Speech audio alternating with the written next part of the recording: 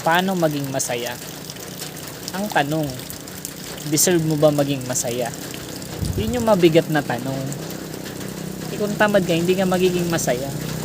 Tamad ka eh.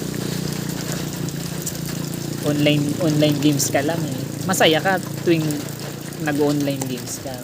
Pero pagkatapos ng online games, yun ang tanong, masaya ka pa ba? Tamad ka eh. Mahilig ka manood ng anime. Masaya ka tuwing nanonood ng anime. Pero pagkatapos ng anime, ang tanong, masaya ba yung life mo?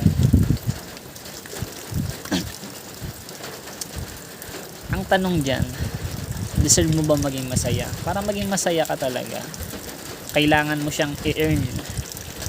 Lupitan mo sa life guys para maging masaya ka. Sipagan mo. Kulang pa yung trabaho mo guys. Kulang pa yung trabaho mo. Pagkatapos mo magtrabaho, uwi, tulog, trabaho, uwi, tulog. Hindi ka magiging masaya niyan. Maniwala ka sa akin. Sagadin mo yung kakayahan mo, lupitan mo para maging masaya ka. Basta lupitan mo para maging masaya ka.